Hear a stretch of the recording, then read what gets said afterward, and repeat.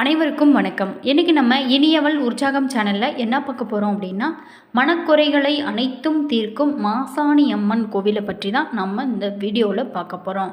இந்த கோவில் எங்கே அமைச்சிருக்காங்க அப்படின்னா, கோவை பொள்ளாச்சியில் தென்னை மரங்கள் மலைகள் சூழ இயற்கை அழகு கொஞ்சம் இடத்துல தாங்க அமைச்சிருக்காங்க. மேலுமே எல்லா கோவிலுமே நின்ற நிலை அல்லது அமர்ந்த நிலையில் அம்மனை நாம் பார்த்துருப்போம். ஆனால் இந்த அருள்மிகு மாசாணி அம்மன் கோவிலில் 17 அடி சயன கோலத்தில் அருள் புரிகின்றாள் மாசாணி அம்மன். அம்மனோட காலடியில் இருக்கும் அசுரன் மகுடாசுரன் என அழைக்கிறார்கள். மேலுமே இந்த ஆலயத்திற்கு சென்றாலே நம்மளுடைய வாழ்க்கையில் பல அதிசயங்கள் பல்வேறு மாற்றங்கள் நடப்பதாக சொல்லப்படுது. ஆடி மாசி மாதங்கள் என்றோ அமாவாசை பௌர்ணமி அப்படின்னு இல்லாமல் எல்லா நாளிலுமே பக்தர்கள் குவியும் இடமாக இந்த மாசாணி அம்மன் கோவிலானது இருக்குது. மேலுமே இந்த அம்மன் கோவில் மிளகாய் அரைத்து வழிபாடு செய்வாங்க. பொருள்களை களவு கொடுத்தல், கடன் பிரச்சனை, நம்பிக்கை துரோகம், பகை என என்ன மனக்குறையோடு வரும் பக்தர்கள் அங்குள்ள நீதிக்கல் ஒன்று இருக்குது. அதில் மிளகாய் அரைத்து பூசி நீதியை வேண்டுகிறாங்க. இங்கு வழிபடும் பக்தர்கள் கோவிலை விட்டு செல்லும்போது மனக்குறை இறக்கி வைத்துவிட்டு செல்வதாகவும் சொல்லப்படுது. மேலுமே தன்னோட குறைகள் அனைத்துமே நீங்கியதும் 90 நாட்களில் கழித்து கோவிலுக்கு வந்து மாசாணி அம்மனுக்கு எண்ணெய் காப்பு சாத்தியும் வழிபாடு செய்யப்படுறாங்க. இது காலங்காலமாகவே நடந்துட்டு வர ஒரு விஷயம் இருந்தால் கூட நீதி மட்டுமல்லாமல் பல்வேறு கோரிக்கைகளை நிறைவேற்றி கோரி கோவிலில் உள்ள மரத்தில் மஞ்சள் பூசியும் எலுமிச்சை பழத்தை கட்டுதல் என பல்வேறு பக்தர்கள் வழிபடுறாங்க. அது மட்டும் இல்லாமல் மாசாணம் அப்படின்னா மயானம் என்று பொருளுங்க. மயானத்தில் இருக்கும் அம்மன் நீதி தேவதையாக பார்க்கப்படுகிறார். கோவை மாவட்டம் ஆனைமலை பகுதியில் மிகவும் பிரசித்தி பெற்ற மாசாணி அம்மன் திருக்கோவிலானது அமைக்கப்பட்டிருக்காங்க. இந்த திருக்கோவிலில் தினந்தோறுமே ஏராளமான பக்தர்கள் சான்றி தரிசனம் செய்ய வருகை தருகிறாங்க. மாசாணி அம்மன் கோவில் பார்த்திங்களா சக்தி வாய்ந்த சக்தி தலமாக இருக்கிறதுனால தமிழகம் மட்டும் இல்லாமல் கேரளா, கர்நாடகா உள்ளிட்ட பிற மாநிலங்களைச் சேர்ந்த பக்தர்களுமே தினந்தோறுமே வருகை தந்து சாமி தரிசனமானது செய்யப்படுறாங்க. இந்த கோவிலில் பல்வேறு அதிசயங்கள் இருக்குங்க. மாசாணி அம்மன் கோவிலில் செவ்வாய் மற்றும் வெள்ளி மற்றும் அமாவாசை உள்ளிட்ட தினங்களில் சிறந்த வழிபாடுகள் மேற்கொள்ளப்படுவதனால பக்தர்களோட கூட்டமானது சற்று வழக்கத்தை விட அதிகமாகவே காணப்படுது. மேலுமே இந்த கோவிலோட பிரதான தெய்வமாக மாசாணி அம்மன் சன்னதியானது இருக்குங்க. இங்குள்ள மாசாணி அம்மன் சிலை படுத்த வாக்கில் இருக்குது. அம்மனோட தலை முதல் பாதம் வரைக்குமே 15 அடி நீளமாகும். இந்த திருக்கோவிலில் உள்ள முக்கியமான பிற சன்னதிகள் நீதிக்கல் மற்றும் மகா முனியப்பன் போன்றவை எல்லாமே இருக்குங்க. மாசாணி அம்மனை சுற்றி வலம் வந்தாலே தீராத வியாதிகளுமே தீரும் அப்படிங்கிற நம்பிக்கை மக்களிடம் இன்றுமே காணப்படுதுங்க. இந்த கோவிலோட ராஜகோபுரம் வடக்கு நோக்கி இருக்குங்க. கோவிலுக்கு 4 வாயில்களும் உள்ளது. கருவையோட கிழக்கு பக்கத்தில் அம்மன் சுயம்புவாக இருக்காரு. பேச்சி அம்மனுக்கு தனி சன்னதியுமே அமைக்கப்பட்டிருக்காங்க. இந்த கோவிலோட காவல் தெய்வமாக மகா கும்பமுனீஸ்வரர் உள்ளாருங்க. கோவில் வளாகத்தில் துர்க்கை, மகிஷாசுரவர்த்தினி, சப்த மாதாக்கள், விநாயகர், கருப்பராயர், புவனேஸ்வரி, பைரவர் ஆகியவங்க எல்லாமே இந்த கோவிலில் இருக்குங்க. அது மட்டும் இல்லாமல் இந்த கோவிலோட பிரதான தெய்வமாக மாசாணி அம்மன் சன்னதியானது இங்குள்ளது. மாசாணி அம்மன் சிலை படுத்த வாக்கில் இருக்கிறது இந்த கோவிலோட ஒரு சிறப்பு அப்படின்னு சொல்லலாம். தெற்கே பார்த்திங்களா தலை வைத்து படுக்கும் திருக்கும். அவருடைய திருக்கரங்களில் திரிசூலம், உடுக்கை, கபாலம், சர்ப்பம் ஆகியவை எல்லாமே காணப்படுங்க. தலையில் ஜீவாலா மகுடத்தோட மேலே நோக்கியபடி காணப்படுகிறாரு. இந்த அற்புதம் நிறைந்த மாசாணி அம்மன் கோவிலோட வரலாறு முழுமையாக தெரிஞ்சுக்கலாங்க. பண்டைய காலத்தில் ஆனைமலை அப்படிங்கிற பகுதியை நன்னூரால் ஆளப்பட்டது. தனக்கு சொந்தமான அடர்த்தியான மாந்தோப்பில் இருந்து பழங்களை எல்லாமே பறித்தவங்களுக்கு கடுமையான தண்டனைகளை அவர் பார்த்திங்களா அவதரித்திருந்தார். அவரோட படை தளபதிகளான பெயர் கோசர். கோசருக்கு சயனி அப்படிங்கிற ஒரு பெண்ணுமே இருந்தாள். சயனி மிகுந்த அழகு உடையவள். எனவே தன்னோட மகளுக்கு வீரமான ஒருவரை திருமணம் செய்ய பிளான் பண்ணார். மகிழன் அப்படிங்கிறவரை தனது மகளுக்கு மணமகனாக தேர்வு செஞ்சார். மகிழனுக்கும் சயனிக்கும் திருமணம் நடந்தது. இருவரோட வாழ்க்கையும் ரொம்ப சிறப்பாக சென்றது. திருமணம் முடிந்த முதல் மாதத்திலேயே சயனி பார்த்திங்களா கர்ப்பமானாள். கோசர் தன்னோட மகளோட வளைகாப்பு வைப்பத்தை வெகு விமர்சையாக நடத்தினார். பின் பார்த்திங்களா 8வது மாதத்தில் தன்னோட மகளை தன்னோட வீட்டிற்கு அழைத்து செல்ல விரும்பினார். ஆனால் மகிழனுக்கு தன்னோட மனைவியை பிரிய மனமில்லாததுனால அதை அறிந்து கொண்ட கோசர் குழந்தை பிறந்த சில மாதங்கள்லேயே சயனியை திரும்ப அனுப்பி வைப்பதாக மகிழனுக்கு வாக்களித்தார்.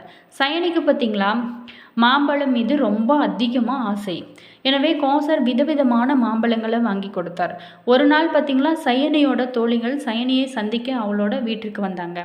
தோழிகளை பார்த்த சயனிக்கு சிறு வயதில் ஏரியில் குளித்த ஞாபகமானது வந்தது. எனவே தோழிகள்கிட்ட ஏரியில் நம்ம குளிக்க எனக்கு ரொம்ப ரொம்ப ஆசையாக இருக்குது, அதனால் நீங்கள் ஏரிக்கு குளிக்க என்னையும் கூட்டிகிட்டு போங்க அப்படின்னு சொன்னான். பெண்ணோட ஆசையை அறிந்த அந்த கோசர் பத்திரமாக சென்று வரும்படி அவங்க சொன்னாங்க. சயனி மற்றும் தோழிகளோடு அவங்க போனாங்க. அப்படி ஏரிக்கரைக்கு சென்று குடித்து கொண்டிருக்கும்போது ஒரு மாம்பழம் தண்ணீரில் மிதந்து வந்தது. அதை எடுத்த சயனி பார்த்திங்களா அப்படியே சாப்பிட ஆரம்பித்தாள். அது பார்த்திங்களா நன்னூர் ராஜ தோட்டத்து மாம்பழம் என என்பதை அறிந்த காவலாளி மன்னன்கிட்ட போய் சொன்னாங்க. ஆனால் மன்னனோ சயனிக்கு மரண தண்டனை வழங்கினான். இதை அறிந்த சயனியோட கணவனான மகிழன் தன்னோட மனைவியை விடுவிக்குமாறு மன்னனிடம் வேண்டிக் கொண்டான். மகிழன் தன்னோட மனைவிக்கு பதிலாக எடைக்கு எடை தங்கமோ பல யானைகளையும் பரிசாக தருவதாக சொன்னார். மன்னனான அதை எல்லாமே ஏற்காம சயனிக்கு மரண தண்டனை தான் நிறைவேற்றப்பட வேண்டும் அப்படின்னு சொன்னாங்க. அதுக்கப்புறம் மகிழன் பார்த்திங்களா மன்னனை கொன்று தானும் உயிர் துறந்தான். அதை அறிந்த கோசர் ஒரு ஈட்டியை தன்னோட மார்பில் குத்தி கொண்டு இருந்தார். இது நடந்த சில காலம் ஊரில் மழை இல்லாமல் மக்களானவர் அவதிப்பட்டாங்க. கர்ப்பிணி பெண்ணுக்கு மரண தண்டனை தந்ததுனால தான் ஊரில் மழை இல்லாததை உணர்ந்த மக்கள் பார்த்திங்களா அந்த பெண்ணிற்கு மண்ணில் சிலை எடுத்து பெண் தெய்வமாக வழிபட ஆரம்பித்தாங்க. வழிபட ஆரம்பித்த உடனே மழையானது பெய்ய தொடங்கியது.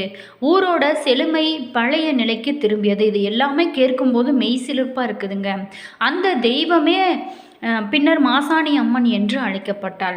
பிள்ளை பேரு இல்லாதவங்க கண்டிப்பாக மாசாணி அம்மனை வேண்டினாலே குழந்தை பேரு சீக்கிரமாகவே கிடைக்கும். அதுபோல தாங்க மிளகாய் அரைத்து அம்மன் மீது பூசி வேண்டினாலே நினைத்த காரியம் அனைத்துமே உங்களுக்கு வெற்றியாக அமையும் அப்படின்னு சொல்லப்படுது. மேலுமே இந்த கோவிலில் மிகச்சிறப்பு பெற்ற விழாவாக பூக்குண்டம் இறங்கும் விழா எனப்படும் தீமிதி திருவிழாவானது சிறப்பாக நடைபெறும். அதிக எண்ணிக்கையிலான பக்தர்கள் இந்த விழாவில் கலந்து கொள்வாங்க.